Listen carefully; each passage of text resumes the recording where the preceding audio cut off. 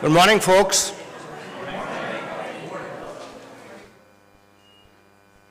My name is Alok Kalia. I am a lay member of the congregation. Our minister, Reverend Katie, is taking a well-deserved day off, though she is sitting right there. I'm filling in for her. Today's service is special to me.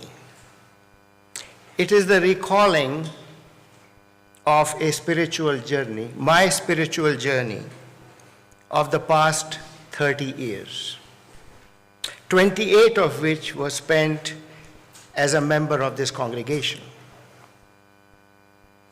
The journey was a quest to find an answer to a question that was posed by my terminally ill sister. Along the way, I have seen much and learned much. This is the first time that I have tried to put together the events of the past 3 decades and how they changed me. You, this congregation, are the first to hear my story. And that is as it should be, because without you, without your encouragement and your support, my journey would not have happened. So in the next hour, join me as I revisit some of the highlights of my travels.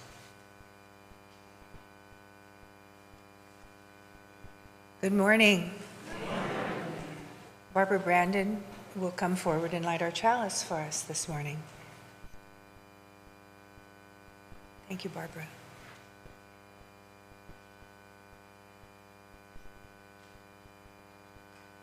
For this 1 hour, Spirit of Life, we let go. For this 1 hour, may we let go of our anxieties, our fears, our angers, our self-doubts, our regrets, our petty grievances, and our distractions. If only for this 1 hour, let the flame of this chalice burn them from our hearts and minds and light our way to peace and serenity for this one holy hour. Please join me in body or in spirit for our opening song, number 361, Enter, Rejoice, and Come In.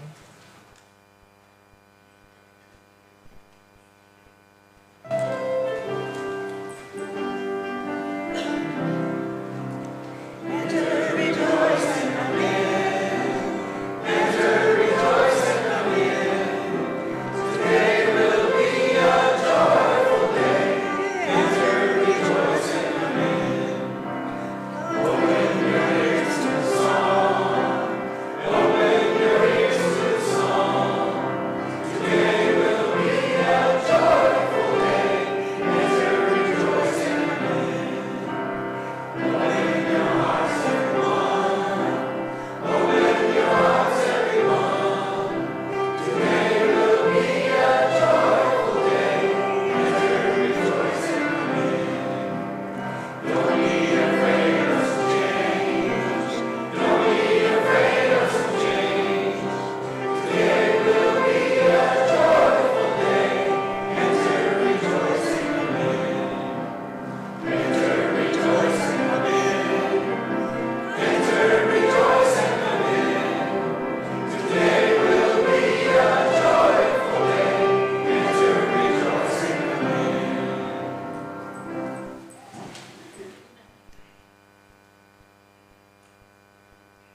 Covenant is a verb disguised as a noun.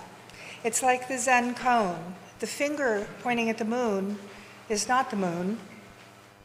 The written covenant, whether it's a page, a poster, a neat list on a website, is just a finger.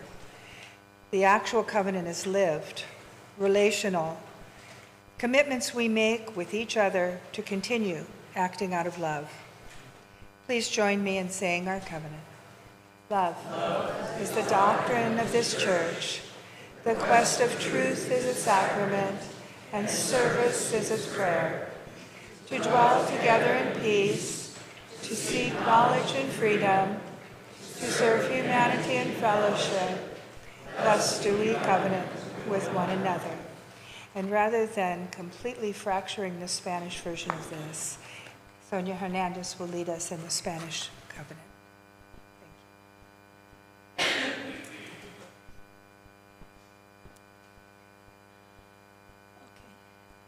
Good morning.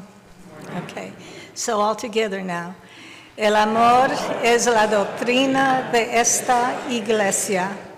La buscada de la verdad es su sacramento y el servicio es su oración. Vivir en paz, en comunidad, buscar el conocimiento en libertad, servir a la humanidad en fraternidad. Así es como pactamos entre nosotros. Thank you. Well done. Thank you, Sonia.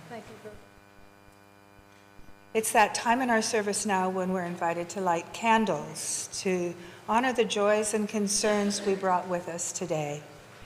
But before you come forward, I'll light our red candle of community and our white candle of peace. The red candle reminds us that when we stand together, when we face the injustices of the world, we lighten the burdens of others in our church community or the wider community outside our doors. Both of these things we do make us stronger, and that strength doesn't exist when we do things alone. As I light this red candle, please take a moment to just feel that strength. And the white candle is a candle of peace. As Reverend Katie said last week, it's aspirational. As I light it, please join me in holding close all those who are suffering in military conflicts around the world and in sending out a heartfelt call for peace.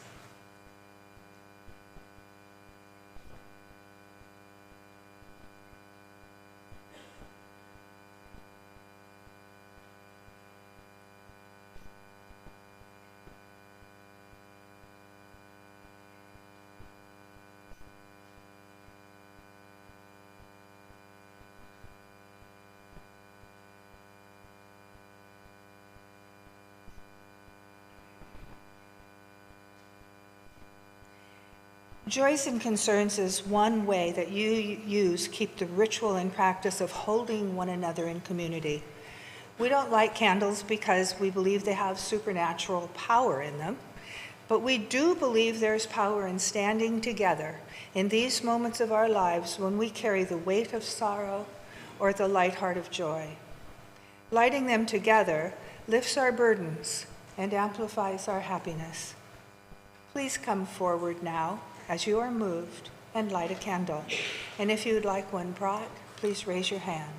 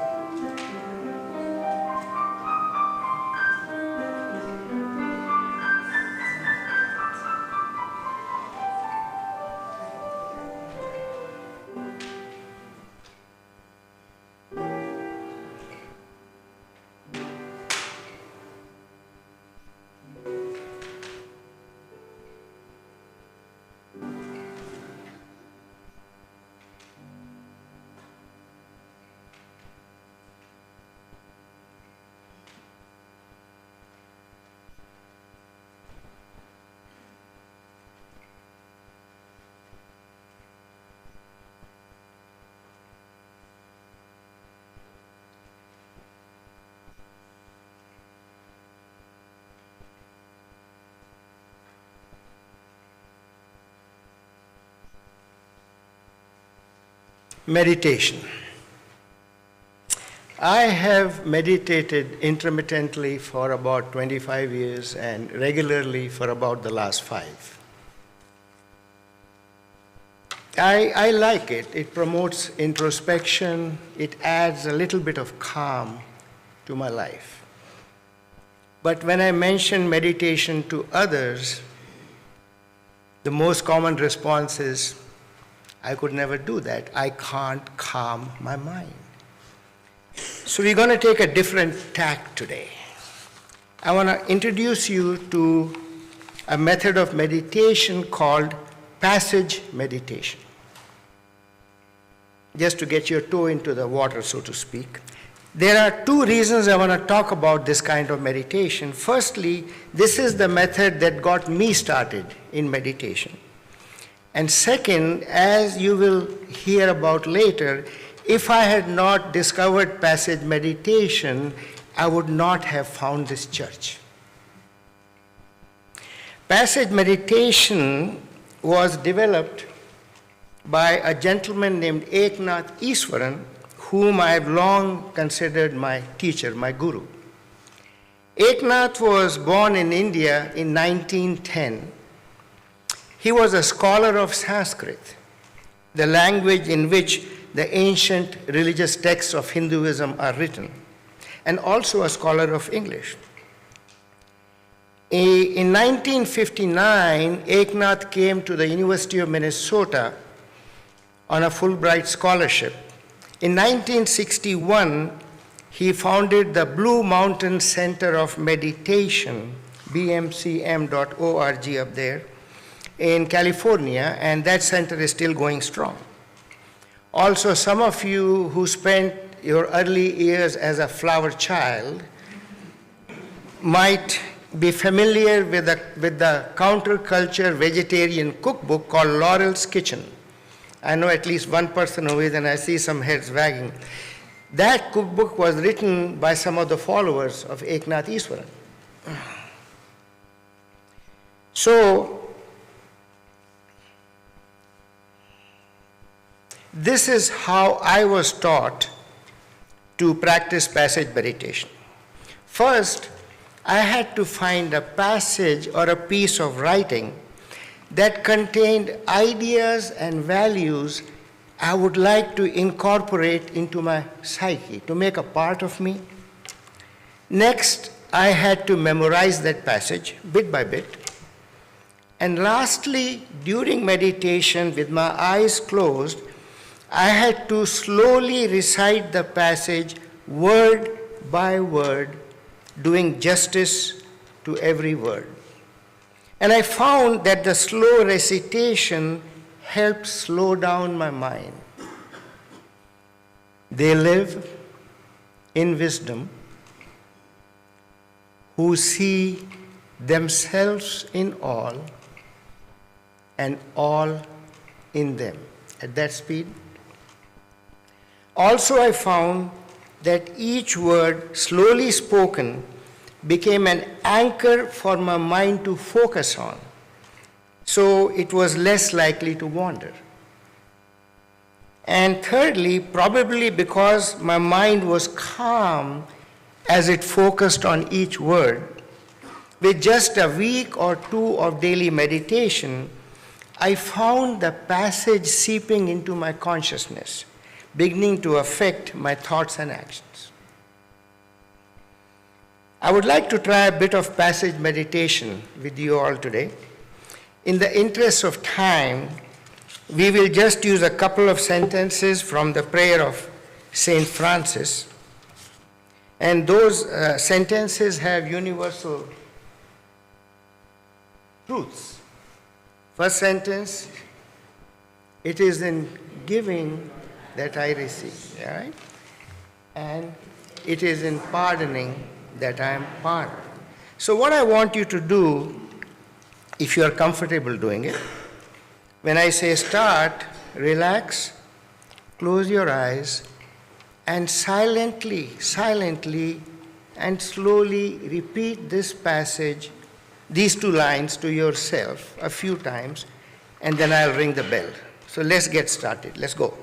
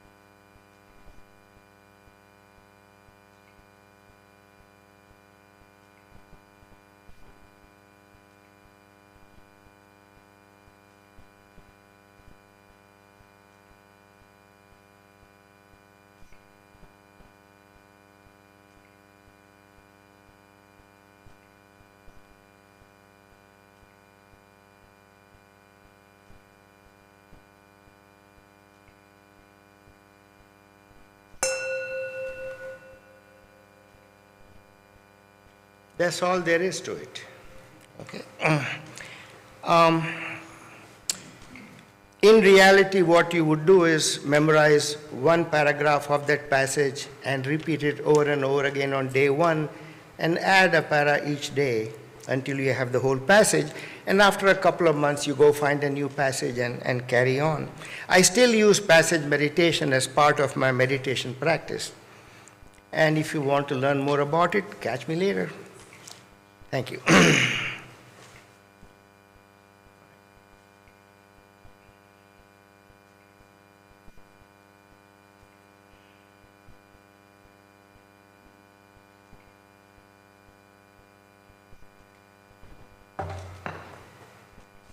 Good morning. My name is Gloria Miller, and I am the Director of Religious Education at Bay Area Unitarian Universalist Church, and my pronouns are she, her. Our Time for All Ages today is entitled The Drum. It's an Indian folktale. Once in India, there was a boy who wanted nothing more than to have a drum. His mother wanted nothing more than to give him one. But though she worked long and hard every day, she couldn't afford to buy him one. She could barely afford to buy the food that they needed. One day, as she walked home after many long hours selling her grains at the market, she felt especially sorrowful that she couldn't give her son what he wanted. And as she walked, a stick caught her eye. She bent down to pick it up, and when she got home, she gave it to her son, saying, "This is for you. It's the best that I can give you." The boy was happy with the stick. "Thank you, Amma," he said, and immediately he began to tap his stick on a pot in the yard. He hit the fence as he walked by. He carried on down the road, dancing to his drum beat. Before long, he came upon a neighbor who sat outside by her cooking fire with tears streaming down her face. "What's wrong?" asked the boy, full of concern. "It's my fire. My wood is too wet and I can't light it." The boy looked at his stick. It was dry. So he gave it to the woman, and her fire flared immediately, and before long she was able to bake the naan that she had prepared, and she thanked the boy and gave him a loaf. "Thank you," said the boy, but he wasn't really hungry. So he waved the naan a little bit as he walked, to the time of the drum beat that continued in his head. Dum, dum, dum, dum. Before long, he came to a potter's house, and outside the baby was wailing. "Whatever is wrong?" asked the boy. "We haven't sold a single pot this week," answered the baby's mother. "I haven't been able to buy food." The boy looked at the naan bread. "Here, have this. I'm not really hungry." The baby stopped crying, and the woman was so grateful that she reached for a pot. "Here, have this one," she said. "No one seems to want to buy large pots these days." The boy thanked her, and he hoisted it on his head to carry it, and now he could tap his drum beat on the side of the pot as he walked along.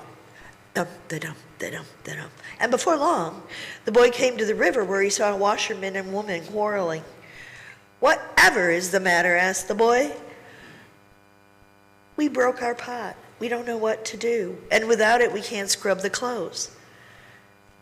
The boy looked at his pot. "Here, take this. I don't really need it."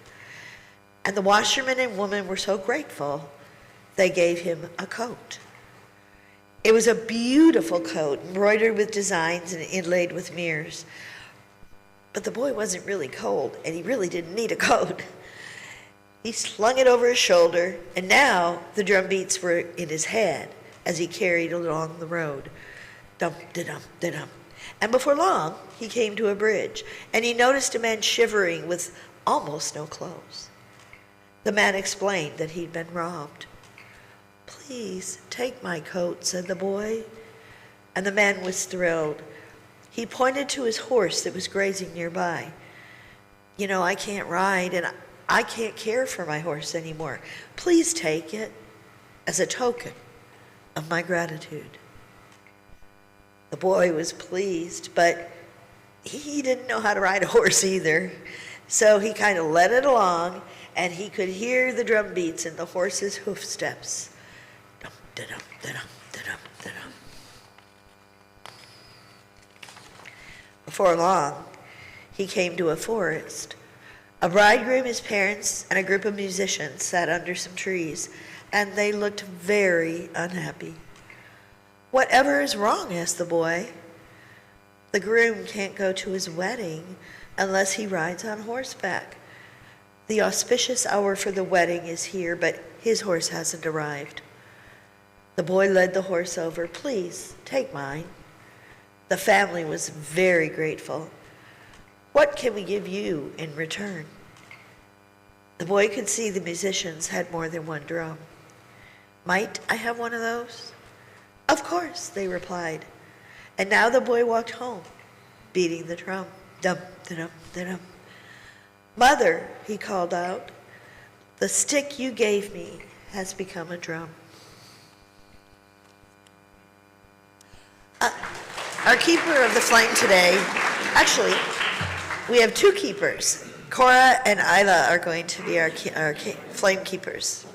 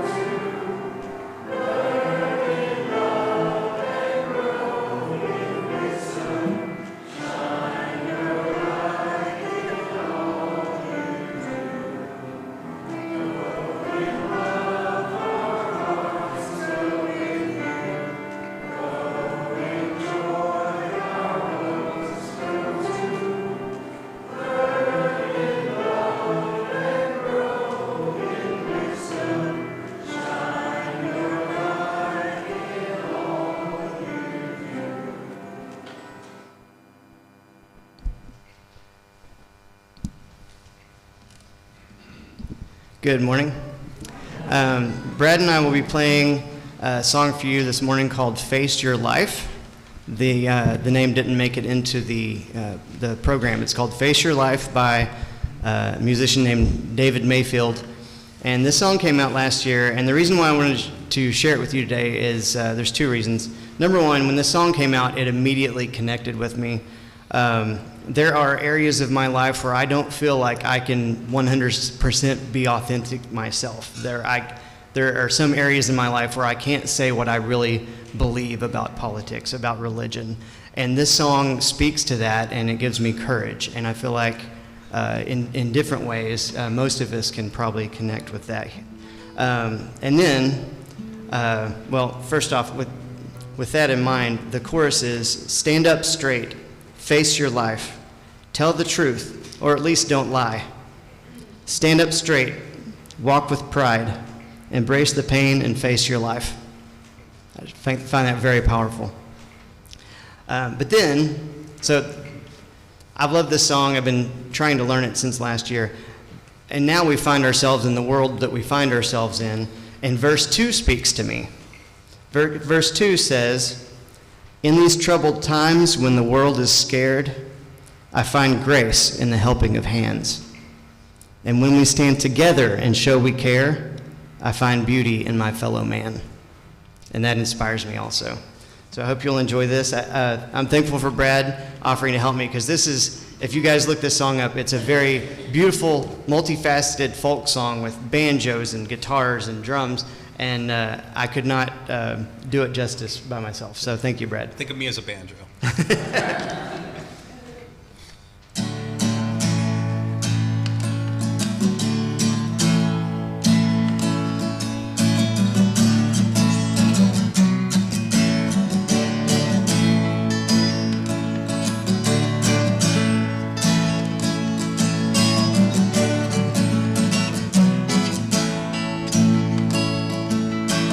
In the morning light when the world is new, I'm delighted by the dew upon the leaves,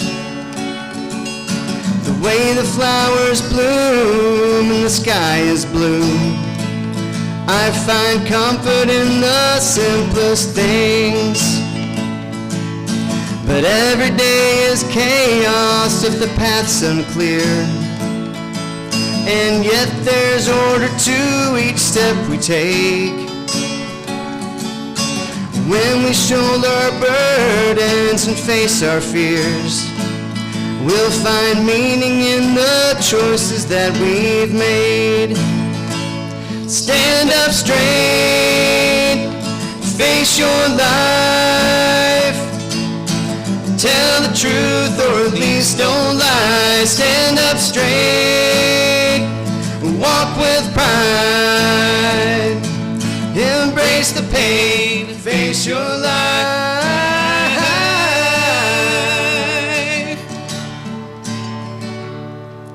In the shadows of doubt where the light gets dim, I find hope in the dreams that we hold.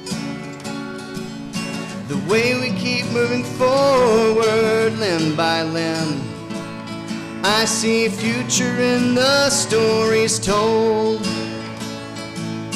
And in these troubled times when the world is scared, I find grace in the helping of hands. And when we stand together and show we care, I find beauty in my fellow man. Stand up straight, face your life, tell the truth or at least don't lie. Stand up straight, walk with pride, embrace the pain, face your life.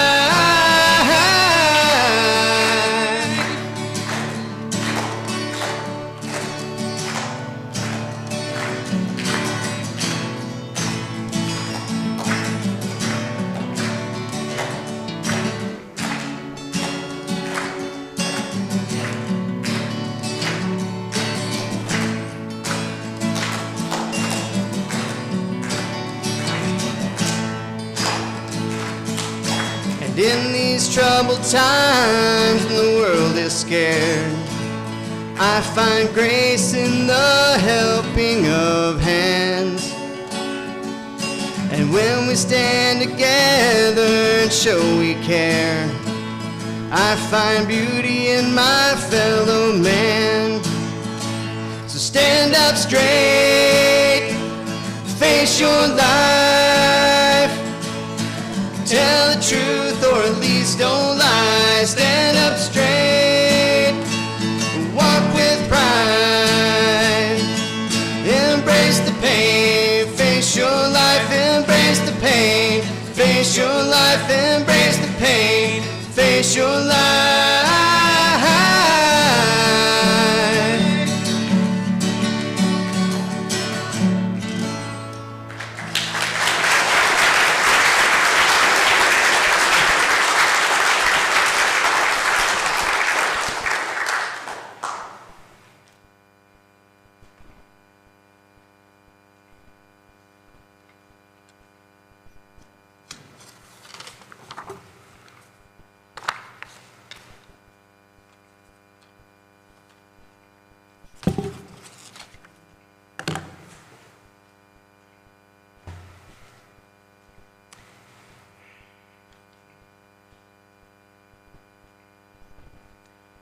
In 1961, two relatively small religions, Unitarianism and Universalism, merged to form the religion that we now call Unitarian Universalism. The two had much in common. Each arose as an unorthodox creed within Christianity and then found its own path. Each had a strong tradition of social justice and ethical reform. Each shared a commitment to reason and conscience, to living a life based not on a creed, not on a shared belief, but on shared values. Following the merger, these values were codified in a list of statements which we call our principles. The original 6 principles were revised in 1985 with the list growing to 7. Of these 7 principles, numbers 2 through 6 address values such as standing for equity and justice, the right of conscience, and working to try and make this world a better place. But number 1 and number 7, the first and the 7th, are particularly relevant to today's sermon, so we're going to go over those 2 today. Number 1 says, we covenant to affirm and promote the inherent worth and dignity of every person. Now remember that phrase, ignorant, worth, and dignity. It will come up again, and there will be a test later. And the 7th says, we covenant to affirm and promote respect for the interdependent web of existence of which we are all a part. Now remember that one too.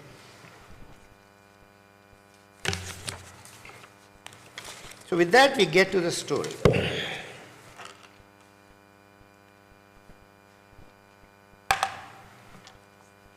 It was February of 1996. My younger and only sister was losing her battle with cancer. She was tough, and through a year or more of remissions and relapses, she had maintained her composure. But now her doctors were out of options. And on this fateful day, they had told her that she only had a few weeks to live. That evening, that evening, for the first time, she broke down. And through her tears, she uttered the 15 words that would change my life. She said, "Why have I been chosen to die? I have 2 children that I need to raise." Now, surely some of her anguish was coming from the reality of her forthcoming death. But what I really heard was Why have I been chosen to die at this time? As she looked into my eyes, I knew that she was grieving for her children who would soon be left without a mother. She was crying at the unfairness of it all. She wanted me to find some meaning in her early, untimely death. Soon she was gone, but in her passing, she had reached back and left me, handed me that existential question, that Zen koan. My rational mind wanted to have nothing to do with it. Everyone dies, it said. Some of us sooner than others. The universe moves on. But for reasons that I could not quite comprehend at the time, I was overwhelmed with the need to fulfill my sister's last wish, to find some meaning in why she was taken when she was taken. The next few months were filled with restless days and sleepless nights. I was a physician and a medical researcher. My life was rooted in science and reason. But science and reason were not helping. I was born a Hindu, but up till that time, I knew little about my religion and felt no poorer for my ignorance. But in my desperation, I finally did what Hindus have been doing for the last 2,000 years and more. I turned to the Bhagavad Gita, which is one of the most beloved scriptures of Hinduism. And I found an elegant Sanskrit to English translation by one Eknath Easwaran, who you met during the meditation, that scholar of Sanskrit and the professor of English. A beautiful translation. From the first page, the words of the Gita flowed through my mind into my heart. I also found that Easwaran had translated other texts and written many books about living a thoughtful and compassionate life, and I began to think of him as my guru, as my teacher. And I started practicing his method of meditation, passage meditation. In retrospect, I had scored one version of the Hindu trifecta in Eknath, the Gita, a guru, and an entry into meditation. And then things began to get really interesting. In late 1997, I found that Easwaran's organization, the Blue Mountain Center of Meditation, was conducting a retreat on passage meditation at something called the Unitarian Universalist Church near Houston in the Woodlands. So I went there.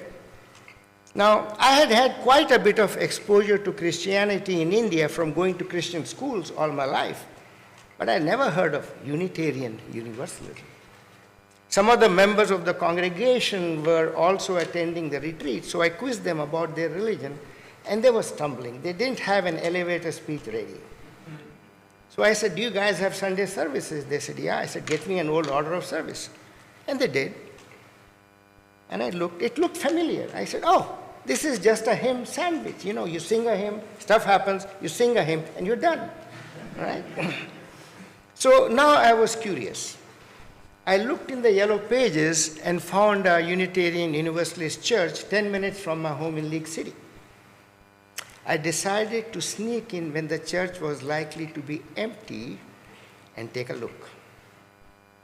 So on the afternoon of Tuesday, February the 17th, 1998, around 2 p.m., I walked into that parlor, not knowing that the church ladies were having a meeting in this sanctuary.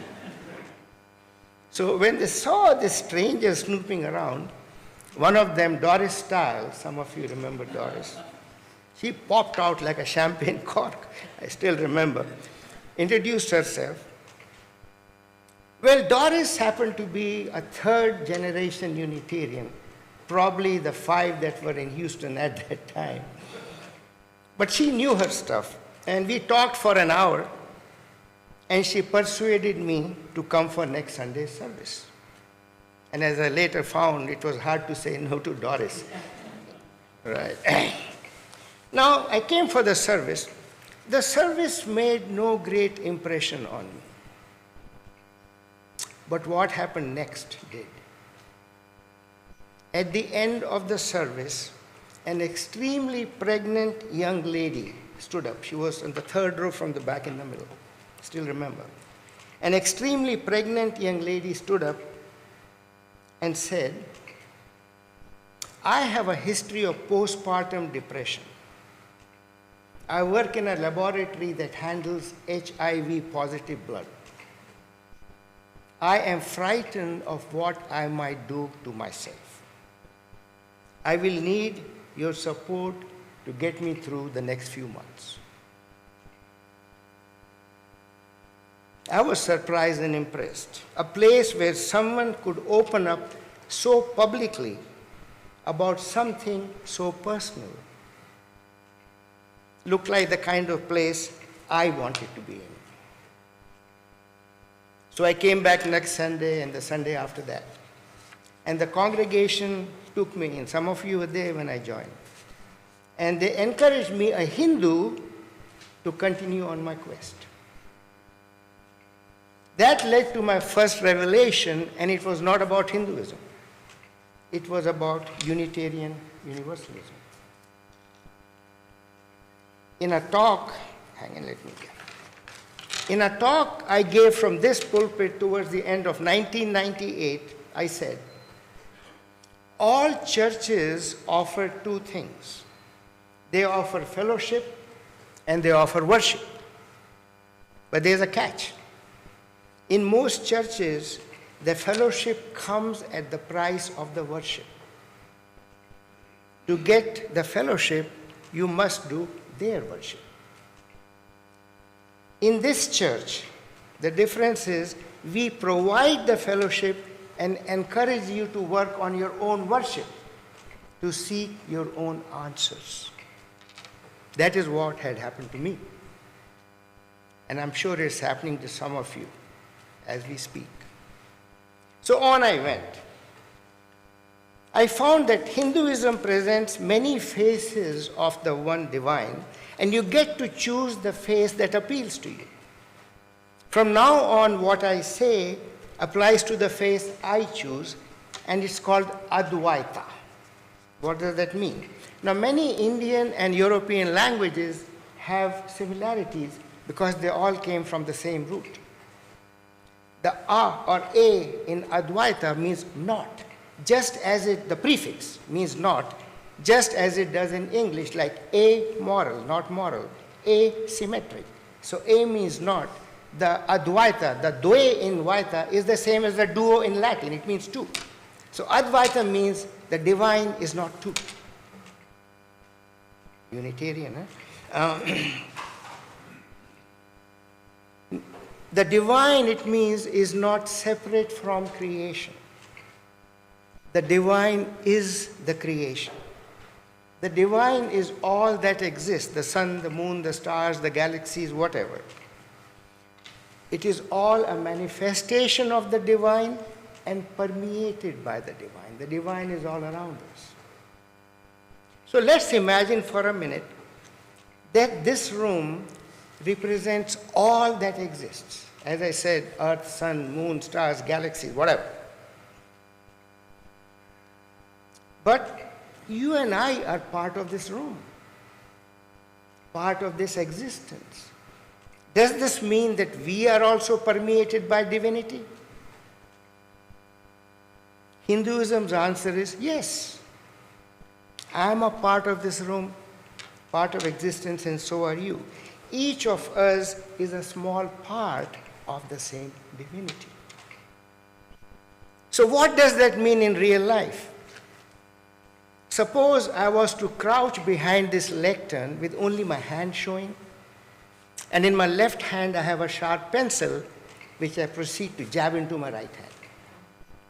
And at that same instant, an alien walks in through that door, an alien who has incomplete knowledge of human anatomy. The alien would say, the left hand hurt the right hand. But you would say, Alok hurt himself, because you know that the two hands are connected through my body. In the same way, says Hinduism, what I do to another, good or bad, I'm also doing to myself. In daily life, we are blind to this connection because of what we call the ego, that sense of separateness, that I am I and you are you.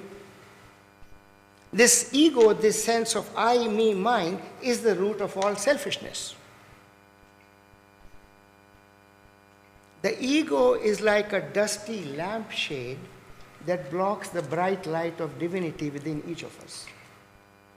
The goal of Hindu life is very simple. Clean the lampshade. Get rid of the ego. It is difficult, says Hinduism, so you're going to get multiple lives. And it may take many lives for you to do that. And until you do, you'll be born again and again, hopefully each time working your way up. But when I can live a life that is free from the ego, when my internal light shines as brightly as the light around me, I will merge eternally with the divine. And that's it. No more rebirths. We will return to reincarnation in just a minute. Now, all this time, of course, I was also exploring Unitarian Universalism. As we have seen, this religion was formed in 1961 by the joining of two individual religions, Unitarianism and Universalism. In the US, each arose about 250 years ago within Christianity and then moved away. Let's talk first about Universalism, which I found easier to understand. John Calvin, who was a pillar of Protestant Christianity right in the beginning, preached the doctrine of predestination. This says that when God created the earth, he also predestined the fate of every human after death. So some of us are born holding a ticket to heaven, and the rest of us are going to go to hell. And nothing we do in this life can change that. Universalists maintained that God loves all his children and will save us all without exception. Now, there were some ideas of how exactly that would happen, but we would all be saved. Christianity has always had the concept of a wall, a clear separation between the saved and the damned. Universalists took down that wall. Now, in retrospect, that was a slippery slope. Once you tear down the wall that separates those destined for heaven from those destined for hell, what do you do with the bricks?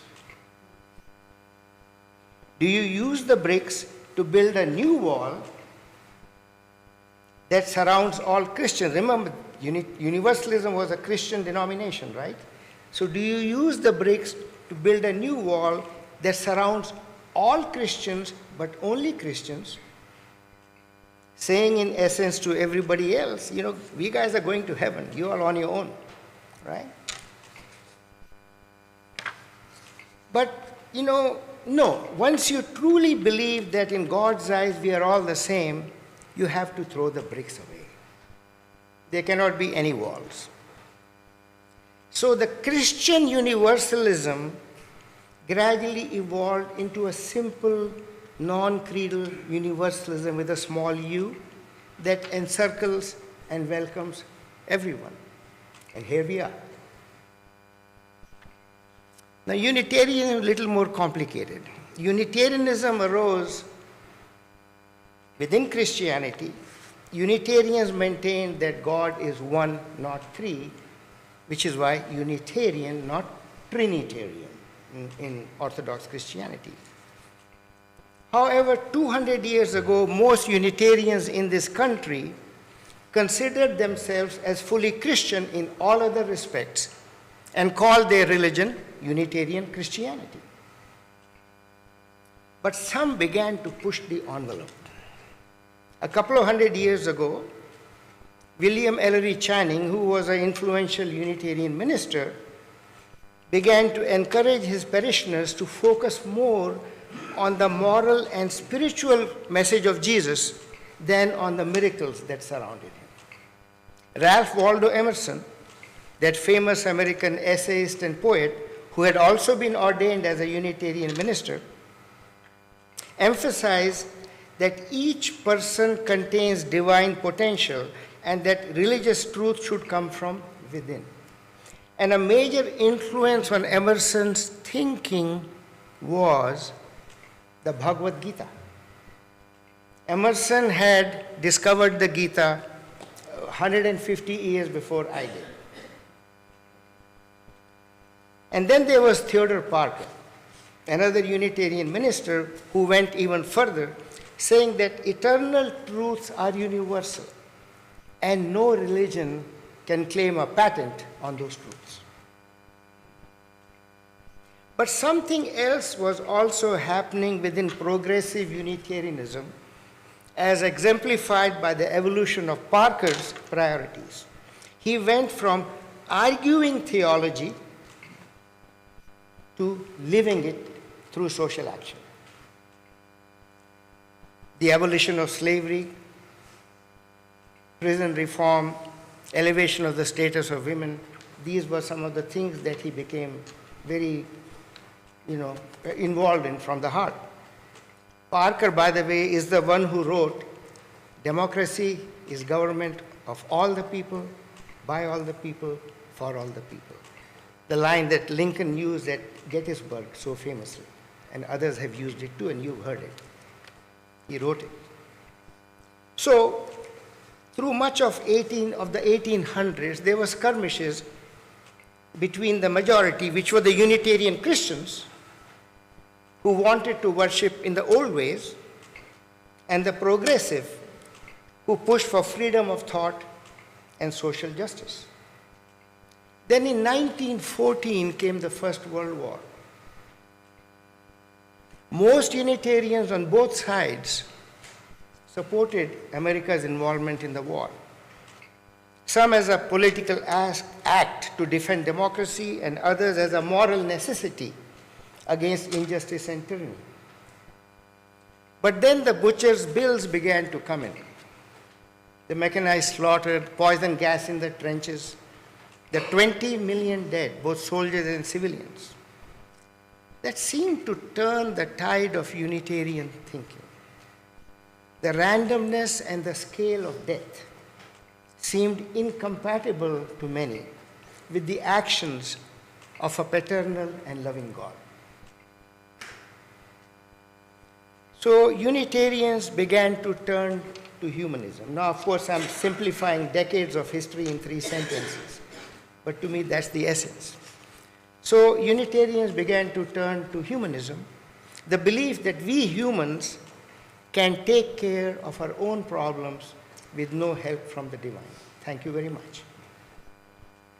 One aspect of humanism is a strong emphasis on social justice. And of course, we have that here today. But over the past few decades, there has been a reawakening of a search for the spiritual and the sacred in our congregations, not at some denominational level, but at the individual, the personal level. I have seen that change in this church, and I like it. So these were the sights I saw on my journey. Did the journey change me? I think so. Back in 1996, I was a respected physician, a tenured faculty at a medical school. I had a good family, I had a nice house. By all conventional criteria, I was living a successful life. But I was a loner. I didn't fit in. Some of you know what I'm talking about. I was not good at maintaining relationships. I had no community. And in retrospect, I was also living a largely reactive life. I had no rudder to give me direction and no keel to hold me on course, and that may be why my sister's question affected me so much. That is when I walked in here and discovered the joy of being surrounded by people who cared about me and people who I care about. I found my community. Over the years, I have continued to explore both Hinduism and Unitarian Universalism, and each time I felt I had uncovered a nugget of spiritual wisdom, I would get up on this pulpit and talk about it and ask for feedback to make sure that I was not living in my own echo chamber. They gave me feedback. As the pieces of the puzzle began to fall into place, I had another revelation. I began to see that Hinduism and Unitarian Universalism are complementary. They are two faces of the same coin. Each in its own way asked me to examine my relationship with all beings and all things. Hinduism, by encouraging me to close my eyes in meditation and search inside. Unitarian Universalism, by asking me to open my eyes and look around. Hinduism stresses the inherent divinity in every human. Unitarian Universalism acknowledges the inherent dignity of every human. Remember that first principle? Hinduism says that we are all connected by being part of the same existence. Unitarian Universalism tells us to be ever aware of the interconnected web of all existence. Saying the same thing.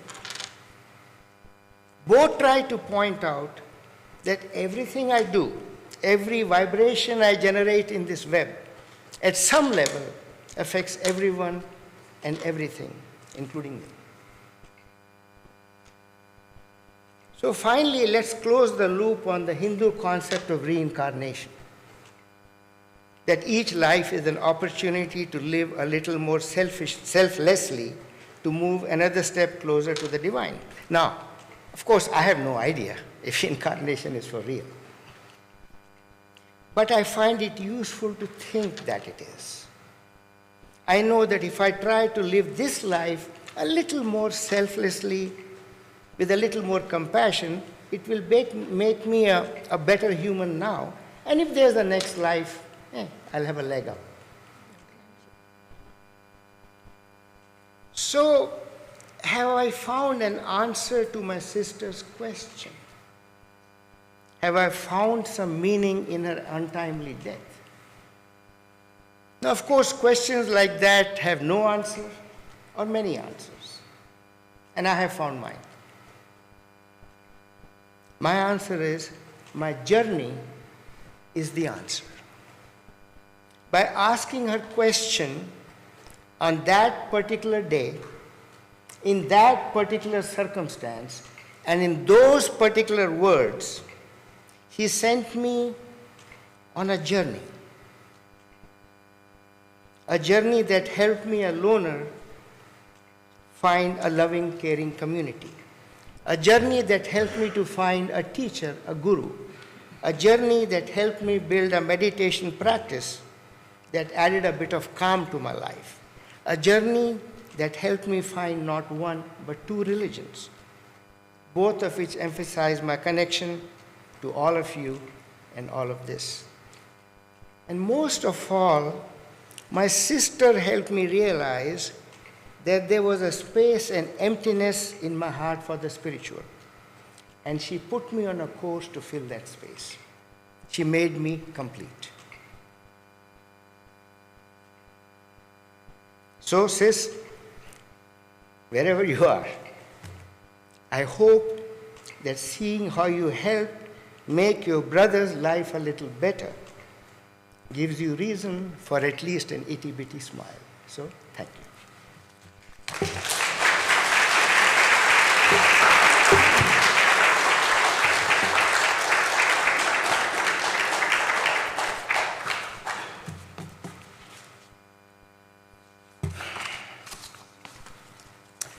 And now it is time for the offertory where we pass the plate to collect funds for the work of this church.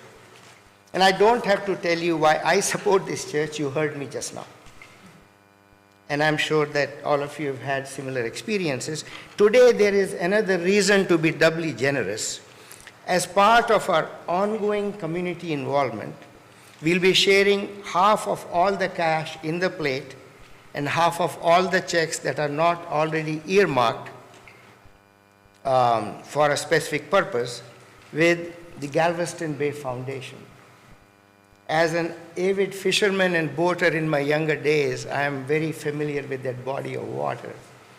I am now going to invite Rachel Thorne, where is she? There she is, to tell us more about the Galveston Bay Foundation. She is the water protection coordinator for the foundation. And she'll also be talking at 12:30 in Cockrell Hall. Thank you for the introduction. I am Rachel Thorne, like you said, and I work for the water protection programming at Galveston Bay Foundation. So that includes all of our water monitoring programs, marine debris monitoring, and rain barrel workshops, promoting water conservation and stuff like that. But Galveston Bay Foundation does a ton of other work aside from what I do. So if you'd like to hear a little bit more about that, you can come hear me talk in the room. Yes, yes, that place at 12:30 today. Yeah, after the service. But thank you.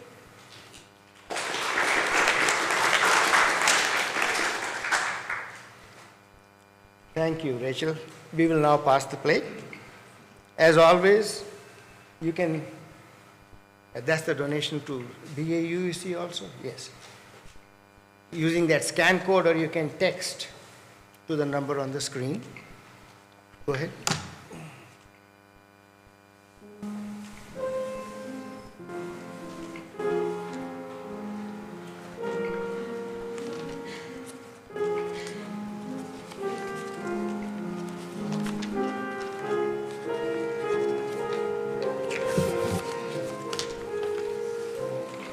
There's my papers. My papers are in there somewhere.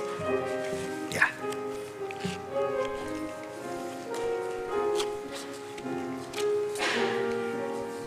Those are mine. No, you must be all in there. Sorry. Thank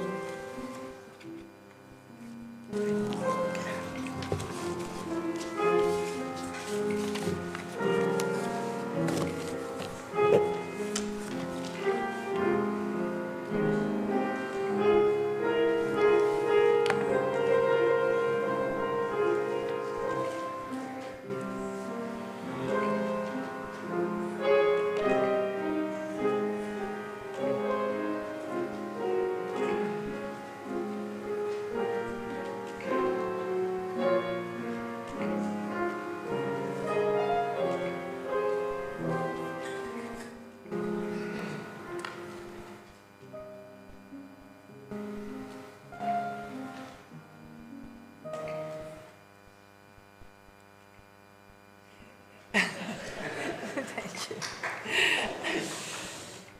I'd like to invite Jeff first, the blessing of the offering. This gift from the abundance of my life blesses me, our ministries, and the world. And now Jeff Boxall has a couple of special announcements today. Oh, there's Jeff. Do we have the slide? It's up. Perfect. All right. My name is Jeff Boxall, and I'm your Service and Justice Ministry Lead here at Bay Area Unitarian Universalist Church. Can I get a show of hands for anybody over the past year that showed up at a No Kings, Good Trouble, Slow Down Ice rally?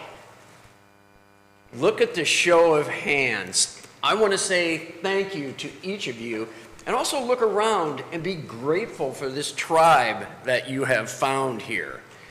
And I want to invite you to join in the next one, right here in our own neighborhood.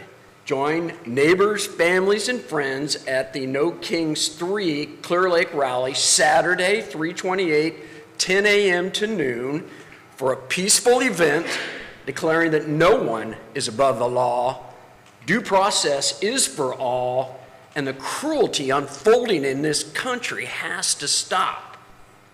And this is a fun event. There will be music, there will be dancing, there will be costumes, there will be informative booths and tables, and inspiring speakers, including our own Minister Katie. And I will be the MC for this show, inspiring all to come out and do what's right. These things don't happen on their own. It takes folks to organize, and I am looking for volunteers. We need chant leaders to help energize the march. We'll set you up with the megaphone and the chants. We need musicians to stage along the way to help inspire and entertain the marchers.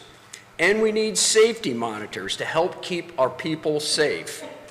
So if you're interested, we will have a sign-up sheet out in front of Cockrell Hall where you can put a name and let me know if you're interested in helping on one of those. And you can get more information there about the march. So come, show up in your yellow tees, and let's show them that UUs have been showing up to speak out against injustice for hundreds of years now. Oh, we will have sign-making parties over the next 2 weeks. Terry, can you tell us the dates on those if you have them?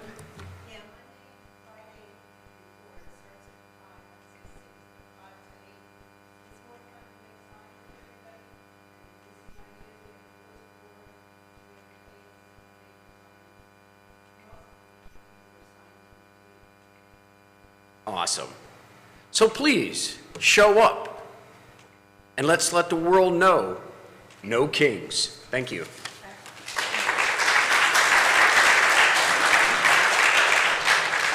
And thank you. Katie has a couple of things she wants to say before we move forward with the final announcements.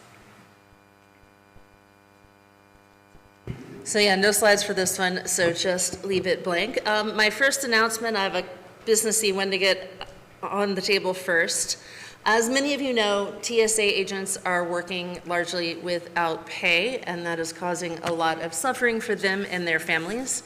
And so, Bob, if you want to wave your arms so people know, if you want to talk to Bob about it, we are going to do a gift card drive to try to round up gift cards for groceries, gas, and all the things that they might need so that they have a stash to draw upon as they need it. I think we're going to get a box out to collect them, so if you are out and about shopping in the next week or so, pick up a few gift cards wherever you are, H-E-B, Kroger, the gas station, wherever. Anything that occurs to you that might be useful for those folks, and we will collect them and get them where they need to go. And now my slightly longer announcement. Many of you may not know that this is Victor's last Sunday with us. He is an undergraduate music student, and as he prepares for graduation, he needs to go get, a job that's more than just Sunday mornings. But also, he is preparing for his big recital. So if you will, would you like to come up and announce your recital where everybody can hear?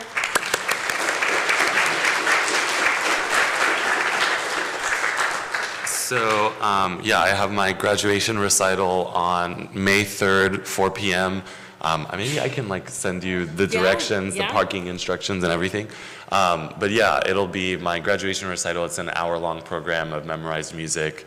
Then I'll be graduating, and then I have to pay bills and do all the things adults do. So, Right. And for the postlude, I would like, if you have time, to stick around. I'm going to play one of the pieces on my recital that's a little flashy, and I learned it about a month ago and then took a break, and I have to learn it again or bring it back. So practice it again. I can tell you about it whenever I play, but yeah. Okay. Before you go. Oh, okay. For you to take with you. Thank you. so that you will have a way to think of us and light a candle at need. And so, yes, please, I know we're usually up and moving around for the postlude, but if you could linger for it, that would be fabulous. And I'm sure that I will see many of you at the recital when that moment comes. Thank you. And I know we're running a little bit long today, so I'll try to be really quick with the announcements. It looks like somebody left things here that aren't mine. All right, the garage sale. 4 weeks from now, 4 weeks from this Sunday, the garage sale starts. So you have plenty of time. Look in the attics, look in the closets, look around your house and start gathering things and start bringing them at 2 o'clock on the 12th of April through the 15th. And volunteer. Sign up outside of Cockrell Hall. Volunteer for a shift or 2 or more. It's a great way to get to know people. It's a great way to help your church, and it's one of our major fundraisers. So get involved. And there are a few spots left for the senior day trip to the Asia Society Texas Center on Wednesday. This is Wednesday coming up, the 18th. And if you're 55 or older and would like to go, please use the QR code on the screen and or in the order of service. Departure time was changed to 11 o'clock. Yes. And there was a scheduling conflict at the museum. So 11 o'clock here, and sign up ahead of time. Also happening this week is game night on Wednesday, March 18th at 7 p.m. in Cockrell Hall. We provide games, teach you how to play, or if you want to just come and hang out, that's okay too. So that's Wednesday night. And the Covenant of UU Pagans will meet here on Thursday, March 13th at 6 p.m. in the sanctuary. Each gathering includes experiential practices, discussions that nurture connection, community, and spiritual growth. We're doing our spring equinox party this Thursday. All right. And looking ahead to the weekend, join BAUUC members and friends for Spruce Up Day here at the church. We'll be working in the church and the community garden, pruning, cleaning weeds, tidying walkways, spreading mulch. And if you have a wheelbarrow or extra shovels, you can bring them along. Come for any part of that time. Stay as long as you can. Also on Saturday, BAUUC will be helping with a project called Sleep in Heavenly Peace, where we will build beds for children in our community. Join us on that Saturday, March 21st at 9:30 to noon at the Furniture Bank near Hobby Airport. And to volunteer or arrange carpooling, please use the QR code that in the order, I guess it's in the order of service this time. More details are in your weekly email. And then also on Saturday, and not in the order of service, join us at 3 o'clock here in the sanctuary for a celebration of life for our very dear friend, Butch Cockrell. So it's 3 o'clock on that same Saturday. After the service today, please join us in today. That's today. We're all the way from last week back to today. For a special lunch and learn with Rachel Thorne, who will tell us about the Galveston Bay Foundation's work, especially in water protection. She is the water protection coordinator there. And we're going to see how we can partner to continue advancing our green sanctuary goals. And finally, there's always a lot happening here in the church, and we can't put it all in the Sunday briefs. So watch your email. Tuesday, the briefs come out. If you're not signed up, sign up with the QR code or go to BAUUC.org and sign up for emails that come out on Tuesday. Now, for our final song of the day, please stand as you're willing and able for song number 118. The program says 140. It's 118, This Little Light of Mine.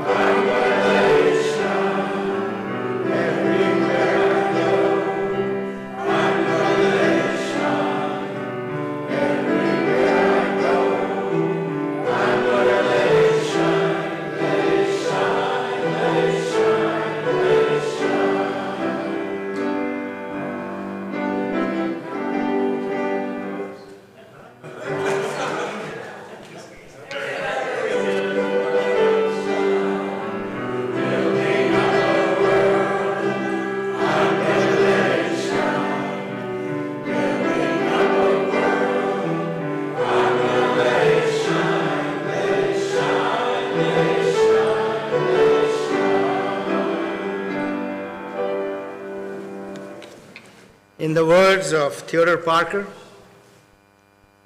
be ours a religion, be ours a religion which like sunshine goes everywhere. Its temple, all space. Its shrine, the good heart. Its creed, all truth. Its ritual, works of love. Its profession of faith, divine living. Go in peace, pray for peace.